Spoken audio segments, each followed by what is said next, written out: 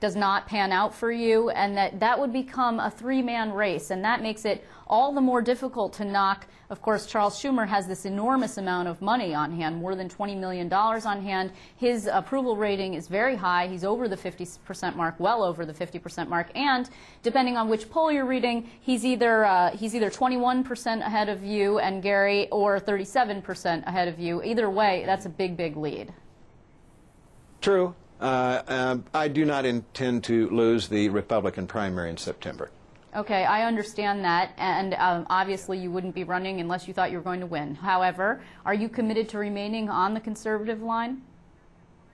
Yes, because I'm going to win the Republican primary in September, and I'll be running as the Republican and Conservative Party candidate in November. So regardless of the outcome of September 14th, you will in fact be in the general election?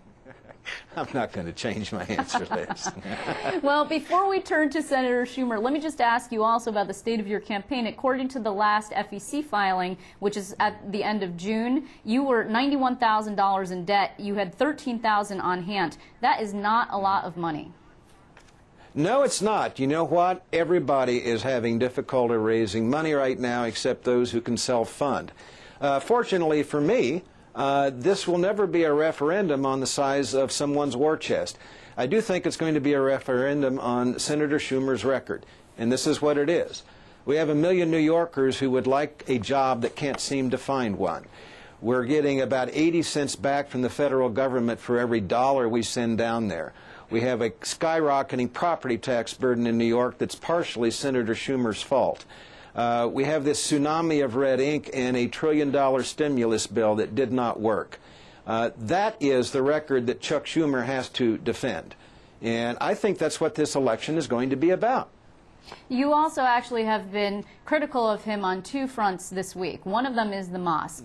Now, Senator Schumer has been pretty reticent, actually, about talking about the mosque. He has said, in fact, just yesterday we had some reporters talk to him and asked him what he thought of this idea that the governor has floated, that there would be some sort of compromise, which the developers of the project don't seem to be interested in, but the governor would like to try and get them to move away from this controversial location just blocks from Ground Zero.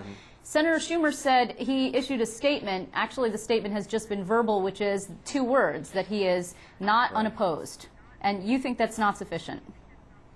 Well, I mean, it's ironic. This is a man who can call a press conference to talk about sunscreen and Facebook data. He can call a press conference to announce that he's sending a letter to somebody. Yet he can't find a way to take a position one way or another on the mosque. I saw his performance yesterday. He looked very, very uncomfortable with the question. And I don't know why he just can't answer it. But when a journalist asked the question, instead of answering it, he said, call my office and get my statement, which turns out to have been 2 words. It's the first anybody's heard of any statement out of him. So I don't know why he's so uncomfortable. It seems to me part of the art of leadership in being in public life is on a proposal this controversial, when called upon for an opinion, you ought to be able to voice one. Well, I'm sorry, I should just be clear here. Senator Schumer has made it clear that he is not opposed to the project, but you're right, he has not said that a lot on camera. In fact, he didn't want to say anything at all. You know, another elected official, Congressman Anthony Weiner, has also been reluctant to say much about this project, and he says it's a church and state issue and therefore it's inappropriate for any elected official to weigh in. Yet Mayor Bloomberg and others, Andrew Cuomo, for example, have made very strong arguments that this is a religious freedom issue. Where do you come down on the church and state question? To me, it's not a church and state question. It's a matter of taste. Locating this mosque there is offensive to a lot of people, particularly the families of the victims there. I have suggested to the imam that he locate the mosque somewhere else. And that's why. I just don't think it belongs at Ground Zero. I'm sorry, you've suggested to the imam personally, or you suggested publicly? I sent a letter. Publicly, and I sent a letter to the imam suggesting that he locate his mosque somewhere else. And of course the letter was never answered. But obviously his very quick and tart response to the governor suggests that he's hell-bent on having this mosque at Ground Zero, and that raises a question of why. Well, I think it's the developer the developer says that he wants to keep the project at Ground Zero. The imam, I believe, has been sent overseas on some kind of trade mission by the State Department, so that's a different story entirely. But the other issue that you've been hitting Schumer on is Rangel, Congressman Rangel, and his support of Congressman Rangel and his appearance at Congressman Rangel's birthday party fundraiser last night.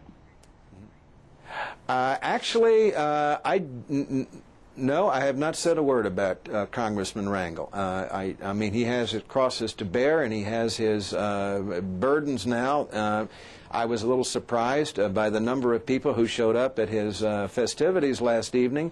But no, frankly, I've kind of stayed away from that. If Chuck Schumer wants to give him $10,000 and show up at his shindig along with Governor Cuomo and the other bevy of people who went there last night, that's his business. I think you might be jumping the gun there a little bit, Jay. Governor Cuomo has not yet been elected, unless you mean the former Governor Cuomo. Oh, well, what a faux pas. I'm sorry. I can't get his father out of my mind. Do you, in terms of an endorsement, just curious, have you endorsed a gubernatorial candidate at this point? I voiced support for Rick Lazio. I expect to be his running mate on the Republican line. I am already his running mate on the conservative line, yes. And you for reasons that have to do with, for his willingness to take the case to Attorney General Andrew Cuomo. There we go. And I think some of the differences there, what surprises me, and I see some of the same things going on with Mr. Cuomo that I see with Senator Schumer. When a question becomes uncomfortable or where you don't want to take a position, both of them have a tendency to go off the record or go hiding underneath their desk when they're asked a difficult question. Senator Schumer yesterday was a good example. Mr. Cuomo, I think, refuses to take a position on what we're going to have to do about some of these pensions we give to public employees in New York. And I would remind people, you know, if you're elected to office without a mandate to do some difficult things, it becomes very difficult to do the difficult things you were elected to do. And if you're serious about fixing New York's budget problems, I think it incumbent upon people to be clear about where we have to go here. Well, you clearly have a lot of opinions that you are not afraid to voice. We'll be seeing more of that in the debate that is coming up, and I'm looking forward to it, and I'm sure I'll be seeing you soon. I want to thank you very much, Jay Townsend, for joining us this evening. Thank you. All right. Thank you very much.